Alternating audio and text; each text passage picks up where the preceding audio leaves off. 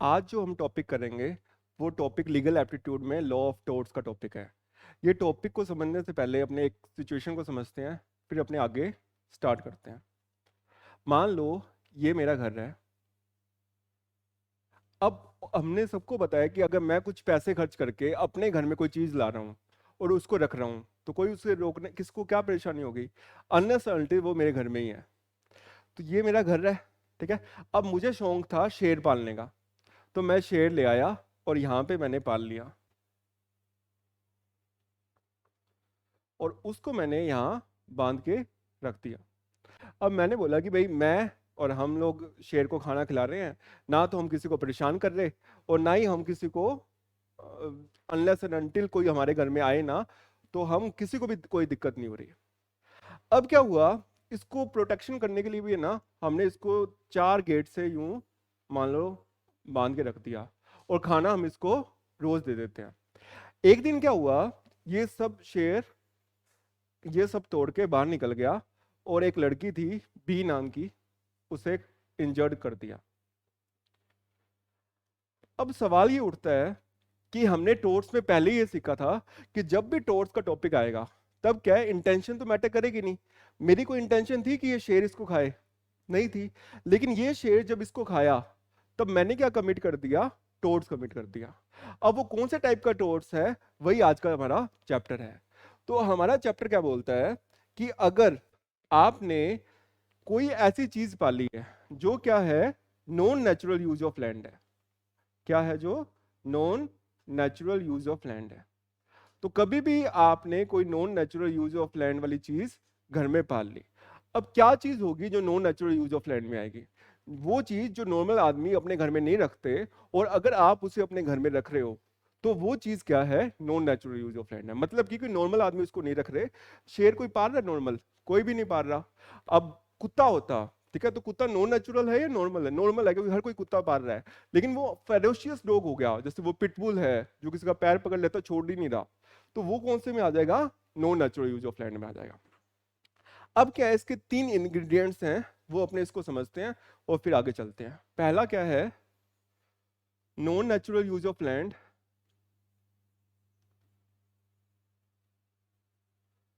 दूसरा, वो चीज डेंजरस होनी चाहिए। क्या होनी चाहिए? डेंजरस। तीसरा, वो चीज क्या कर दे, एस्केप कर दे और जाके किसी पर्सन को हार्म पहुंचा दे।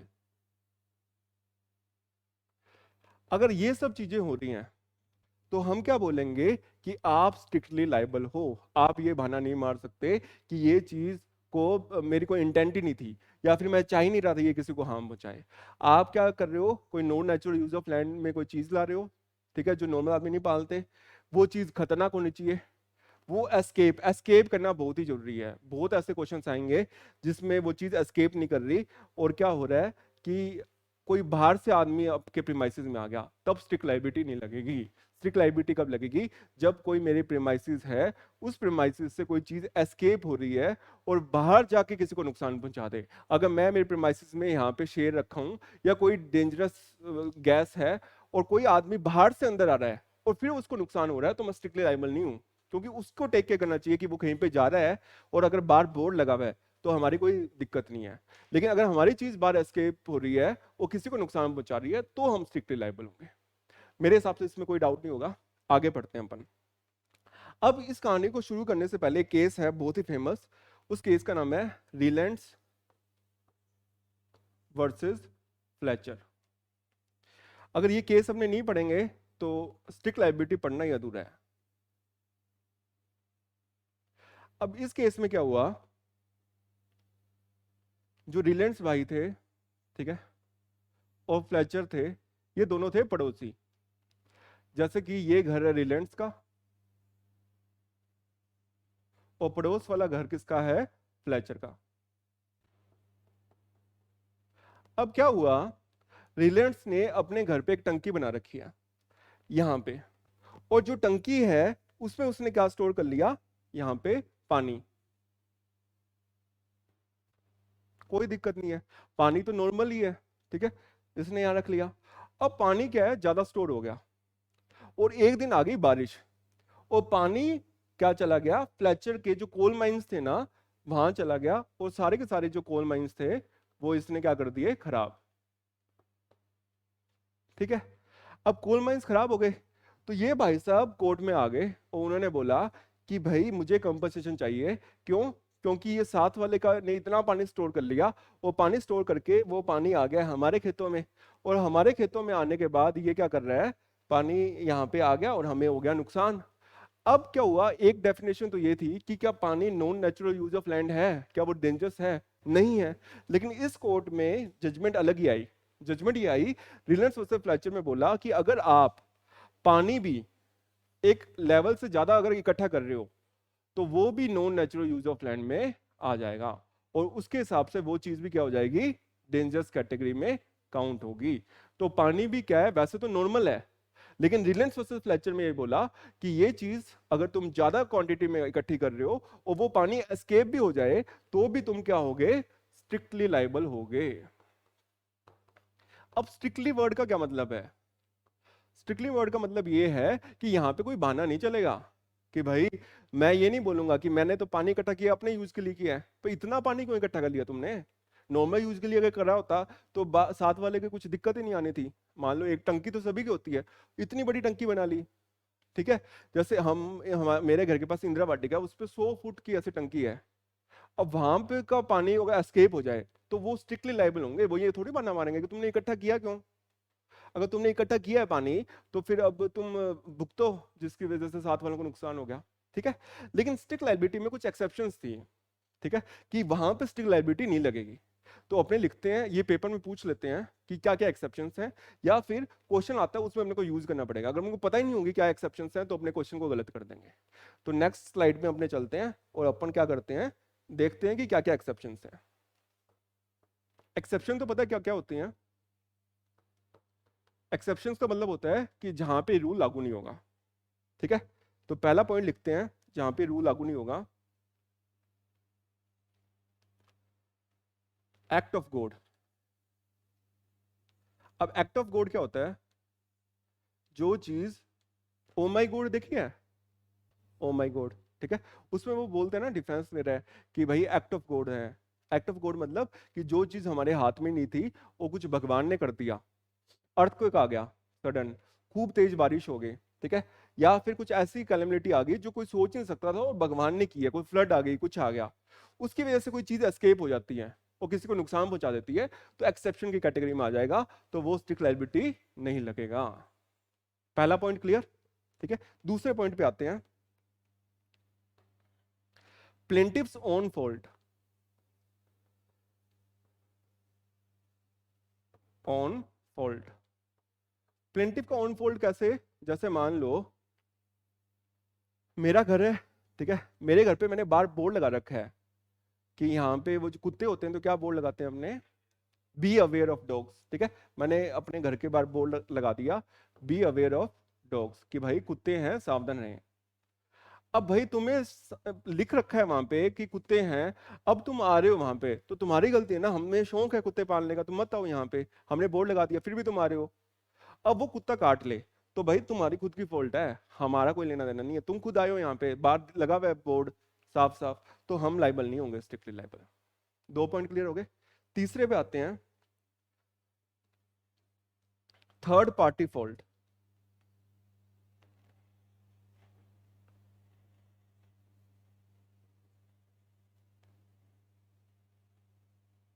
थर्ड पार्टी फॉल्ट का मतलब क्या है?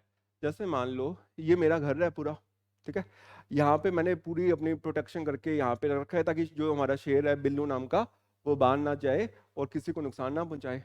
अब हमारा एक स्टूडेंट है आरव, वो जो क्लैट की कोचिंग में आता है, वो आया और गेट खुला छोड़ गया। ठीक है, अब यहाँ पे थर्ड पार्टी की गलती थी ना आरव की, कि वो गेट खुला छोड़ गया या कुछ पंगे ले रहा था या पत्थर मार रहा था उसको और शेर प्रवोक होके आगे चला गया, तो ये थर्ड पार्टी जो होगी वो कंपनसेशन देगी, हम नहीं देंगे, तो उसकी वजह से ये पंगे हुए हैं सारे। तो जो कंपनसेशन लेनी है वो थर्ड पार्टी से लेनी है, हम नहीं देंगे। क्लियर पहले तीनों पॉइंटों में? इसमें पहला एक्ट ऑफ गॉड, यानी कि जो चीज हमारे हाथ में नहीं है और वो चीज हो गई, तेज भूकंप आ गया, ठीक है, छत गिर गई, और फिर शेर बाहर निकल के खा गया किसी को, तो ये चीज हमारे हाथ में थोड़ी थी भाई, हम क्या करें इसमें, तो हम स्ट्रिक्टली लाइबल नहीं होंगे। प्लेंटिफ का ओन फॉल्ट है, ठीक है, तो भी हम नहीं, प्लेंटिफ खुद ही आ रहा है अंदर। अब जैसे मान लो मैं साइंटिस्ट हूँ, अय्यर हूँ मैं, ठीक है, और मैं यहाँ पे रिसर्च कर रहा हूँ और कोई ऐसी जहरीली गैस बना रहा हूँ और सामने से जेठालाल आ गया खुद ही, ठीक है, बबीता जी से मिलने।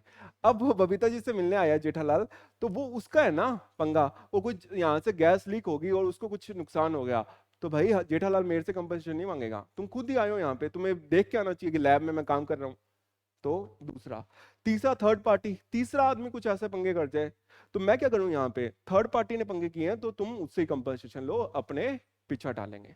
रिलायंस वर्सेस फ्लेचर में क्या हुआ था कि रिलायंस ने अपने घर पे पानी इकट्ठा कर लिया काफी, तो कोर्ट ने ये बोला कि तुम ज्यादा अमाउंट में पानी इकट्ठा कर रहे हो, तो वो चीज एस्केप हो रही है, तो वो स्ट्रिक्ट लायबिलिटी में आएगी और रिलायंस को कंपनसेशन देनी पड़ी फ्लेचर को।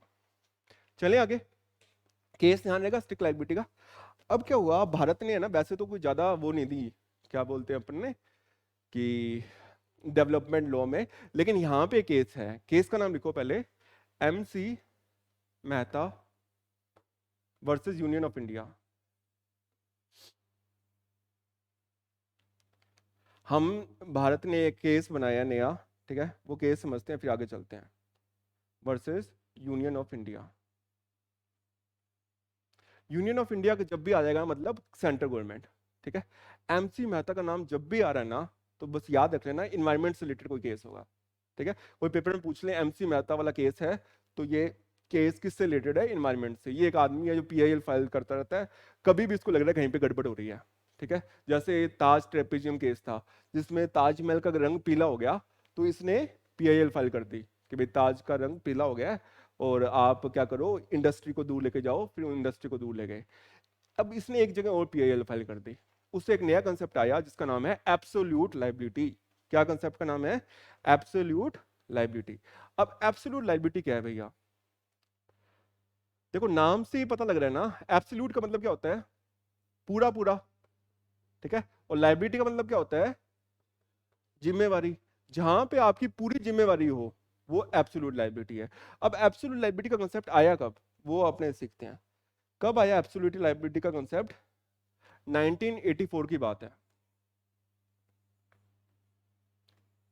ये साल बहुत ही खतरनाक साल था, 1984 या 1985 एग्जैक्ट ध्यान नहीं है। भोपाल में एक फैक्ट्री थी, ठीक है, फैक्ट्री है कहाँ पे, भोपाल में। अब क्या हुआ, रात को गैस लीक हो गई।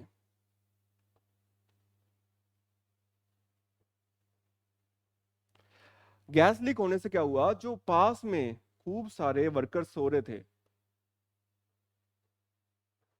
वो सब मर गए और उनका दम घुट गया रात को ही। क्यों, क्योंकि कोई भी बड़ी फैक्ट्री होगी, वो वर्कर्स दूर थोड़ी जाएंगे, इतना तो पैसा ही नहीं है ट्रांसपोर्टेशन के लिए, वहीं सो रहे थे। और रातों रात जो उसका मालिक था ना, वो फ्लाइट लेके भाग गया ऑस्ट्रेलिया। और किसने भगा दिया, कांग्रेस की गवर्नमेंट ने, ठीक है। पैसे पूसे पैसे वाला तो है ही, अब अडानी पे कुछ आए, अडानी तो निकल के भाग जाएगा, अब वो भाग गया, ठीक है।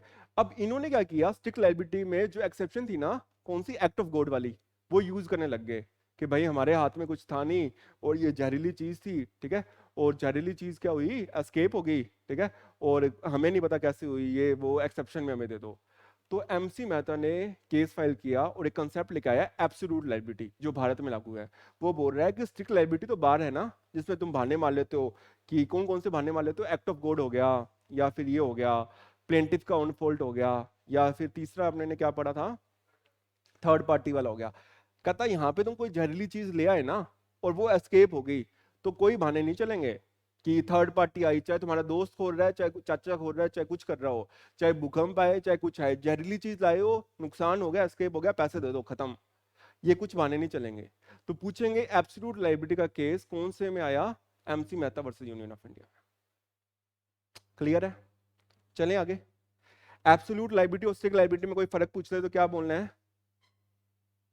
Difference between absolute liability and strict liability, क्या बोलोगे, एक ही चीज बोलनी है कि एब्सोल्यूट लायबिलिटी में नो एक्सेप्शंस, कोई भी एक्सेप्शंस का खेल नहीं है, लेकिन स्ट्रिक्ट लायबिलिटी में एक्सेप्शंस मिलेंगी।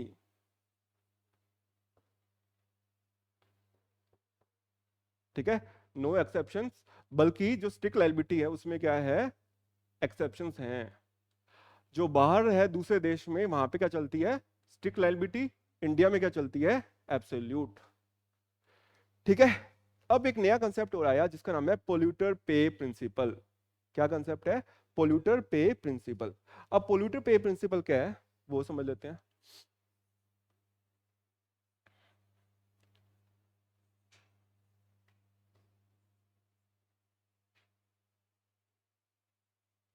पोल्यूटर पे प्रिंसिपल क्या बोलता है कि होता क्या था, बड़ी बड़ी कंपनियां हैं जैसे कोलगेट होगी या फिर ये नेस्ले होगी, अमूल होगी, अब ये पैसे तो छापे हैं लाखों, लेकिन जब गड़बड़ी हो रही है तो कुछ लाख रुपया देके निकल गए। तो ऐसे नहीं निकलने देंगे। अगर तुम कुछ ऐसा कर रहे हो, जैसे मान लो कोई गैस निकल रही है, ठीक है, तुम्हारे यहाँ से, उससे इन्वायरमेंट को इतना नुकसान हो रहा है ना, तो उसी रेशियो में जितने में तुम्हारे प्रॉफिट है ना, उसी रेशियो में तुमसे भरपाई करेंगे हम। ऐसा नहीं है कि 1 लाख रुपए देके पीछे छूट जाएगा। पोल्यूटर पे प्रिंसिपल क्या कहता है, जितना तुम्हारा जो प्रॉफिट्स हैं, ठीक है, जितना तुम्हारा टर्नओवर है ना, उसी के हिसाब से तुम पे कंपनसेशन ठोकेंगे कि भाई तुमने क्या किया, इतना नुकसान करवा दिया इन्वायरमेंट का। ठीक है, अगर तुम टेक केयर नहीं कर रहे प्रॉपर। अब स्टिक लाइबिलिटी के जो क्वेश्चंस पेपर में आए हुए हैं वो करें, ठीक है, फिर अपन आगे चलते हैं। चलो, सवाल पूछता हूं, तुम्हें बताना है कि स्टिक लाइबिलिटी के हिसाब से लाइबल है या नहीं है। पहला क्वेश्चन, क्लैट 2014,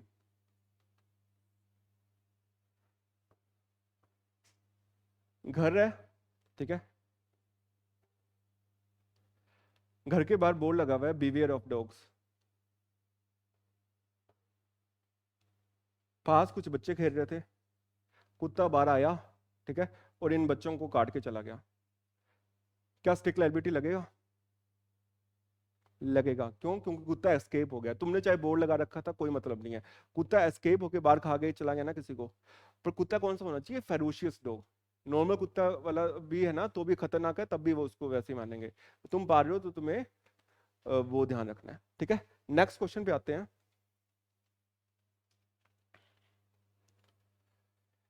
एक जमीन है, उस पे एक पेड़ लगा हुआ है, पेड़ की कुछ लीव्स बाहर हैं और एक गाय आती है, ठीक है, और ये लीफ खा लेती है, काओ, इससे इसकी डेथ हो गई।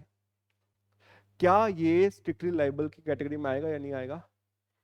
आएगा, क्योंकि लीफ क्या हो रही थी, एस्केप हो रही थी प्रेमाइसिस से, और वो लीफ एस्केप हो रही है, वो डेंजरस है, और वहां पे अगर कोई गाय खा रही है और उसको नुकसान हो रहा है, तो ये क्या है, स्ट्रिक्ट लाइबिलिटी। लेकिन ये पेड़ अंदर है, तो कोई गाय या कुछ बकरी चढ़ते हुए अंदर आ गई और चढ़ते हुए अंदर आके वो खा ली वहां पे, तो स्ट्रिक्ट लाइबिलिटी नहीं लगेगी, वो उसका फॉल्ट है। ठीक है, चलें आगे। चलो, सपोज करो ये घर है, यहां पे मैंने क्या किया, इलेक्ट्रॉनिक वायर्स लगा दी। किस लिए लगा दी? ताकि जो चोर वगैरह नहीं आ सके। ठीक है, अब एक चोर आता है बाहर से और अंदर जाने लगता है ना, उसकी डेथ हो जाती है कि इतना वोल्ट का झटका लगता है। ठीक है, अब मैं ये बोल रहा हूँ कि भाई ये चोर चोरी करने आया था, तो इसको तो मौत मिलनी चाहिए थी, क्यों आ रहा है चोरी करने? अब जज साहब के पास मैटर चला गया, क्या मैं लाइबल हूं या नहीं हूं? मैं लाइबल हूं। क्यों? क्योंकि चोर आ रहा है चोरी करने का मतलब, इसका मतलब ये थोड़ी तुम जान से ही मार दोगे। कितनी सजा है उसकी? 3 साल तो है। चोरी भी करने आ रहा है तो तुम इतना खतरनाक वोल्ट लगा दोगे? तुम रखो पर वो नॉमिनल रखो। तुम ऐसे 10,000 वोल्ट का, या फिर साइन तो लगाओ ना कि 10,000 वोल्टेज का है, और वो भूत वाला साइन, और ऐसे काटे वाटे कुछ ऐसा। या कोई छोटा बच्चा चला गया, ठीक है, तो उन केसेस में क्या होगा कि आप लोग इसमें अपन नहीं फंसेंगे। क्लियर? दोबारा रिपीट कर लेते हैं अपन स्लाइड में कि अपन ने जो भी सीखा है। पहले अपन ने क्या सीखा, strict liability, Reliance versus Fletcher. उसमें अपन ने क्या सीखा कि वाटर भी जो है वो भी किस में आ जाएगा, non natural use of land में आ जाएगा। स्ट्रिक्टली लायबिलिटी क्या है, कोई पानी है, कोल माइंस है, पानी एस्केप होके कोल माइंस में जा रहा है, नुकसान पहुंचा रहा है, तो तुम क्या हो, स्ट्रिक्टली लायबल हो। फिर अपन ने क्या सीखा नेक्स्ट वाले में, MC Mehta versus union of India, इसमें क्या बोला है, एब्सोल्यूट लायबिलिटी बोला है। फिर अपन ने क्या सीखा कि केस देखा 1984, जो कौन सा था, भोपाल गैस लीक।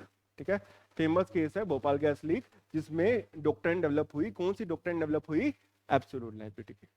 कुल मिला के कहानी क्या है, स्ट्रिक्ट लायबिलिटी को 3 बातों में समझना हो तो ऐसे समझेंगे, कोई भी खतरनाक चीज अगर आप अपने प्रेमाइसेस में ला रहे हो, हमें कोई दिक्कत नहीं है, लेकिन वो चीज एस्केप हो जाए, बाहर चली जाए और किसी भी आदमी को नुकसान पहुंचा दे, और नुकसान पहुंचाने के बाद तुम ये बहाना नहीं मारोगे कि तुम्हारी इंटेंशन ही नहीं थी कि उसको नुकसान पहुंचे। अब तुम लाए हो और किसी को एस्केप होकर नुकसान पहुंच गया तो तुम स्ट्रिक्टली लायबल।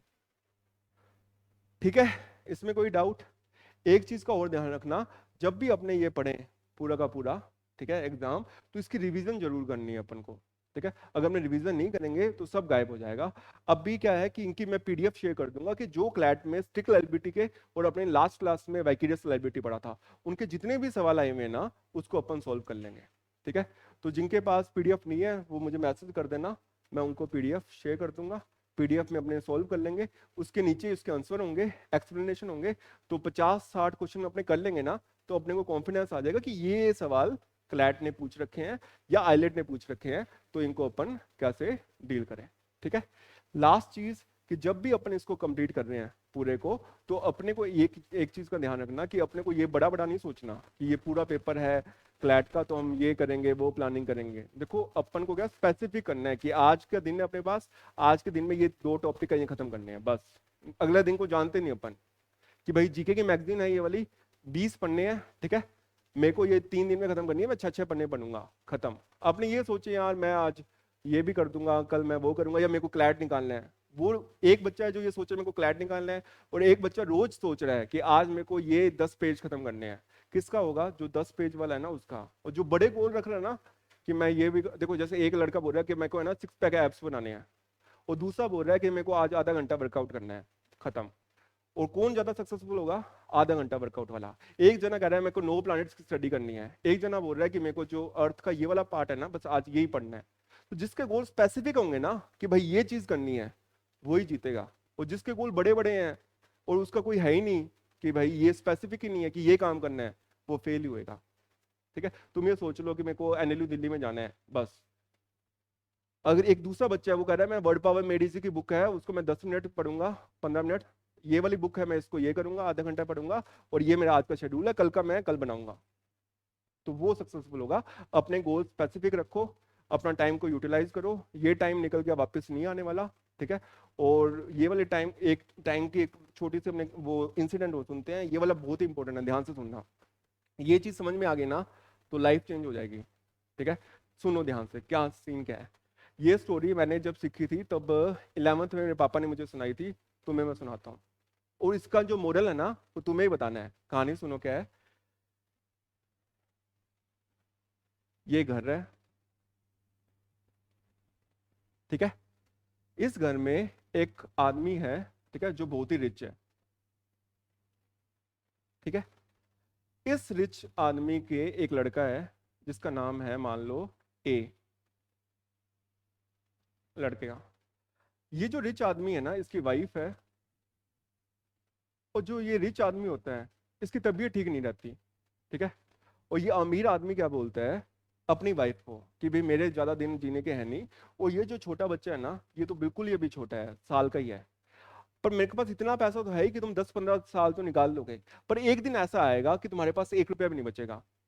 ठीक है, तो तुम लोग क्या करना, मैं तुम्हें एक कीमती चीज दे रहा हूँ, जैसे मान लो ये चीज हीरा है, ठीक है, पता नहीं क्या है ये, उसने दे दिया, कहता लेकिन इसको यूज मत करना। कब तक मत करना? जब तक ऐसी नीड ना आ जाए, और जब ऐसी नीड आ गई तो इसको यूज कर लेना। ठीक है, और इसको बेचने लगो ना तो ये ध्यान रखना ये बहुत ही ज्यादा कीमती चीज है, और ऐसी कीमती चीज है कि इसको सस्ते में नहीं बेचना। ठीक है, वाइफ ने सुन लिया। 15-20 दिन बाद उसकी डेथ होगी, अमीर आदमी की। कहानी ये बहुत ही इंपॉर्टेंट है, मोरल तुम्हें ही बताना है। अब क्या हुआ, पैसे तो थे ही, पर कब तक पैसे काम करेगी, पत्नी काम कर नहीं रही, बच्चा छोटा है, बच्चा हो गया कुछ बड़ा थोड़ा। अब वही नौबत आ गई कि भाई पैसा खत्म हो गया है। अब ये वाइफ और ये बच्चा रोने लग गए बैठ के, खाने को ही नहीं है पैसा। अपने को ये वैल्यू नहीं होती ना कि भाई अपने घर पे अगर मान लो कुछ भी फ्रूट्स आ रहे हैं, सब्जी आ रही है, अपने नखरे कर रहे हैं कि ये चीज जो कमा के ला रहा है उससे पूछो ना कि वो कितनी मुश्किल से कमा के ला रहा है जो भी चीज है। अब इनके पास कुछ भी नहीं था, ठीक है, ना तो कोई सब्जी है ना कोई रोटी है।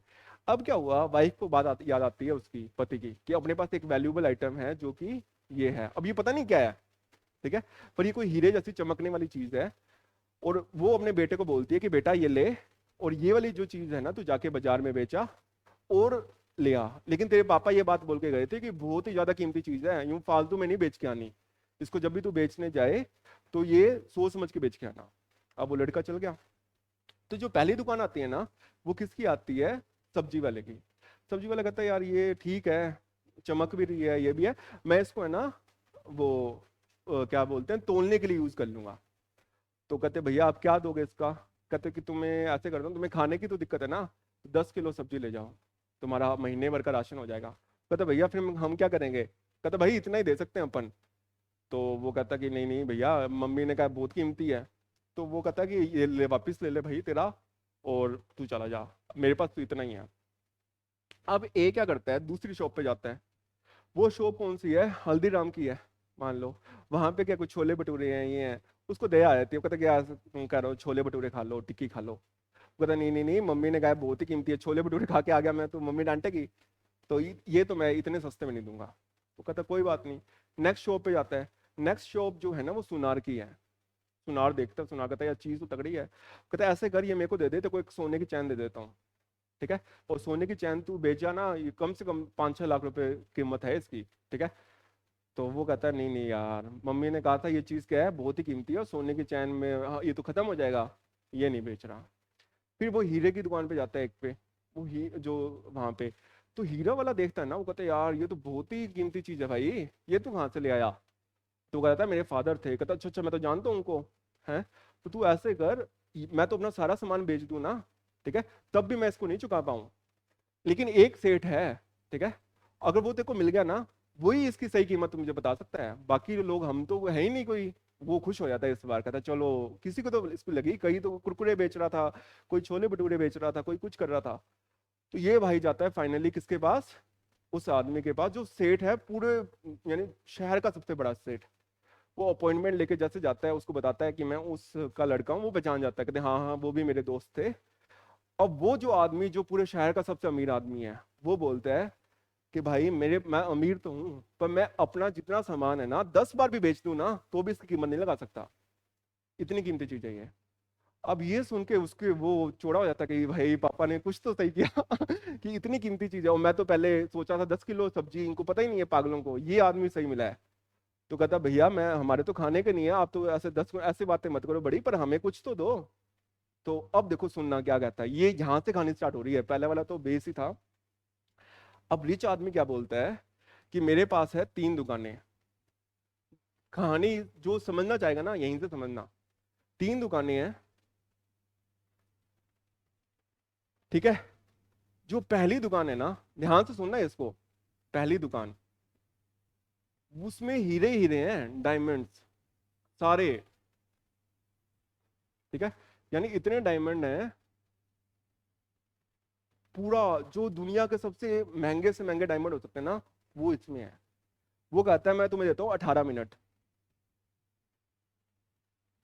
जितने हीरे निकाल सकते हो निकाल लो, पर 18 मिनट के बाद 1 सेकंड मत मांगना।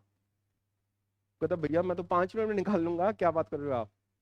वो कहता मैं कुछ ले जाऊं बोरी वगैरह, कि मैं हाथ में पकड़ के, तो तू बोरी और एक असिस्टेंट भी ले जा, ठीक है, तू भाई दोस्त का है और इतना आया है, ऐसे कर ये ले जा, और जितने हीरे निकाल लिए वो तेरे, और ये मैं ले लूंगा फिर। वो कहता हाँ ये वाला मैं आपको दे दूंगा, पर 18 मिनट में मैं ये ले लूंगा, असिस्टेंट की मेरे को जरूरत नहीं है, बस असिस्टेंट को ये बोल दो टाइम बताता रहे, कितना टाइम रह गया, ठीक है। गया, हीरे कह रहे यार देख रहा है, ये हीरा तो भाई क्वीन एलिजाबेथ के पास था, ये वाला हीरा तो ऐश्वर्या ने पहना था उस टाइम, ये वाला तो कैटरीना ने को गिफ्ट किया था, ये तो मैं अपनी गर्लफ्रेंड को दे दूंगा, ये वाला जो हीरा है ना इसको मैं ये करूंगा। वो टाइम कीपर बोल रहा है 10 मिनट निकल गए, मतलब देख तो लूँ। टाइम कीपर बोल रहा है 5 मिनट रह गए, वो कह रहा मैं भी देख तो लूँ, अभी तो आए ही हैं अभी ले लेंगे। टाइम कीपर बोल रहा है 2 मिनट रह गए, वो कहता है ये हीरा, वो तो 2 मिनट रह गए, वो समझता है टाइम खत्म। 18 मिनट यूं ही निकल जाते हैं। वो कहता है अरे यार, कितने टाइम बाद मौका मिला था, और ये तो बिल्कुल ही अपने ने चौपट कर दिया। वो रोने लग गया। अब सेठ उसको बुलाता है, कहता इधर आ। कहता मैंने तेको पहले ही कहा था ना 18 मिनट है, वो इतनी कीमती चीजें हैं, ठीक है, तू 100 हीरे उठा लेता, तूने उठाया ही नहीं यार, क्या किया तूने? कहता सर मैं तो इतना वो था ना, सुंदर ये चीज, मैं तो उसमें खो ही गया, मेरे को समझ ही नहीं आया कि क्या करूं मैं। कहता कोई बात नहीं, अगले पे आ जा। ठीक है, अगली दुकान है ना, सेकंड दुकान। ठीक है, ये जो दुकान है, ठीक है, इसमें क्या है, टाइम लिमिट बढ़ा देते हैं थोड़ा। ठीक है, देखो टाइम की दिक्कत आई थी पिछली बार, टाइम कितना बढ़ा दिया हमने, 30 मिनट। तो सारा आइटम गोल्ड का है।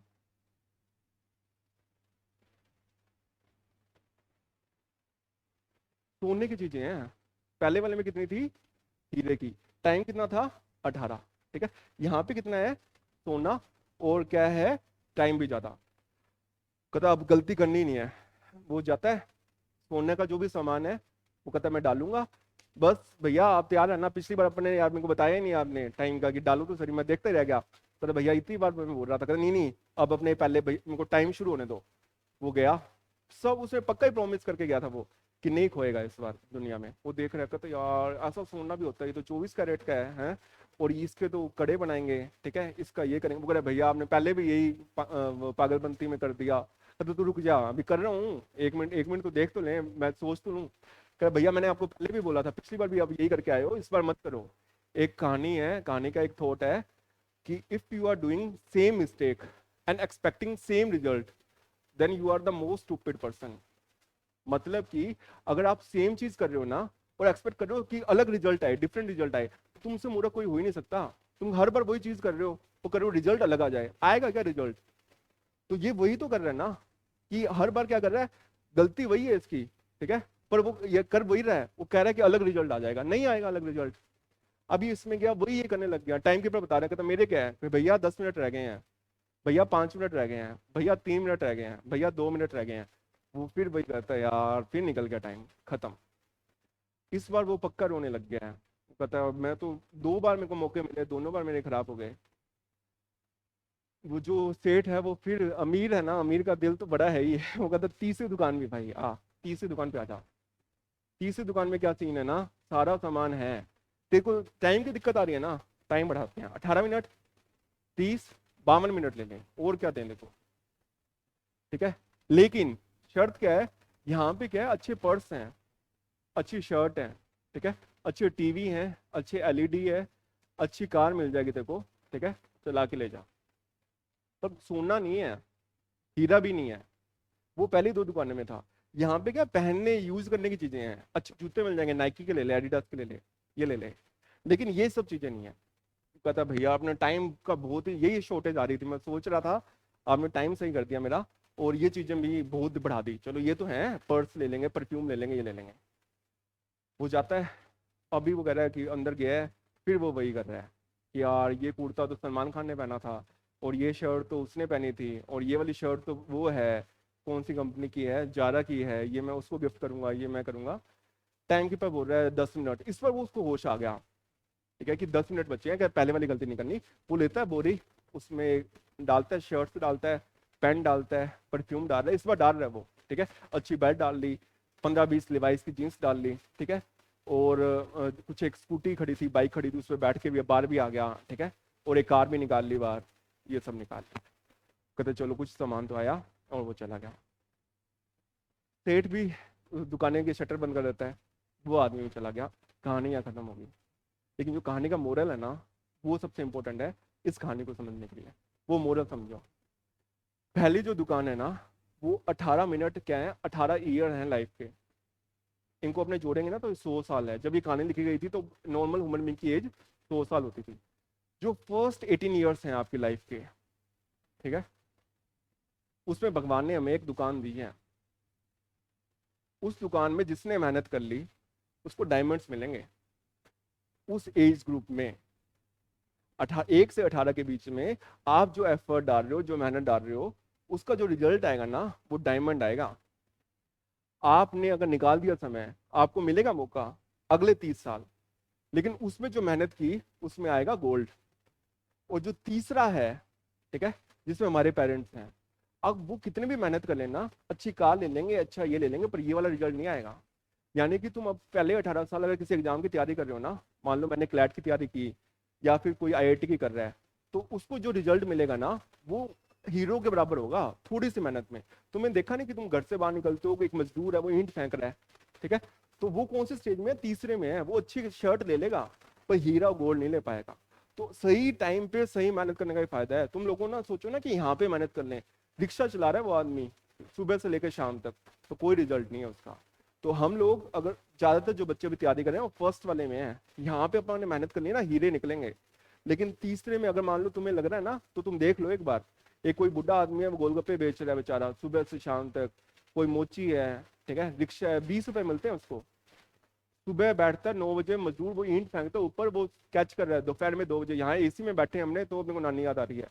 और यहाँ पे 18 मिनट में अपने ने मेहनत की, उसका रिजल्ट अपने को जो मिलेगा वो हीरे के बराबर होगा। और ये मिस कर दिया ना, जैसे मान लो अपना नहीं निकला अगर IIT क्लैट या कुछ भी, अब सेकंड स्टेज में अपने मेहनत कर रहे हैं, तो अपने मेहनत उतनी से 10 गुना भी ज्यादा कर लेना तो भी गोल्ड ही ले पाएंगे, हीरा नहीं ले पाएंगे। यहाँ पे 100 गुना ज्यादा मेहनत कर रहे होंगे। तुम्हें क्या लगता है ये मेहनत कम कर रहे हैं रिक्शा वाला वाले ये सब? पर ये गलत टाइम पे मेहनत कर रहे हैं। इन्होंने 1 से 18 के बीच में मेहनत की होती, जो साल का हीरे वाला पीरियड है, अभी भी कुछ नहीं बिगड़ा। ऐसा नहीं है कि दूसरा वाला आदमी आगे नहीं निकल सकता, पर इसके पास जो मौके थे ना ये वाले एज में, वो मौके इसके जागे चले गए। अब ये अगर जैसे मान लो इसने 10 घंटे मेहनत की और इसने 100 घंटे मेहनत की ना, तब ये इसके बराबर आ जाएगा। पर टाइम बहुत इंपॉर्टेंट है। तो मेन चीज क्या है, टाइम को यूज करो। टाइम गया वापस नहीं आएगा। और ये सब बातें तो फिर दोबारा अपन जैसे नेक्स्ट ईयर जाएंगे, अगला साल आ गया, वो आ गया, वो सब आपने को नहीं करना एक्सटेंड। आज जो कर सकते हैं आज करके सो अपना, ठीक है। आज का जो होमवर्क है वो तुम उम्मीद है करोगे, क्योंकि तुम इस वाले कैटेगरी में हो, तो इसको कंप्लीट करो। आज इतना ही रखते हैं अपन सेशन, कल इसको फिर कंटिन्यू।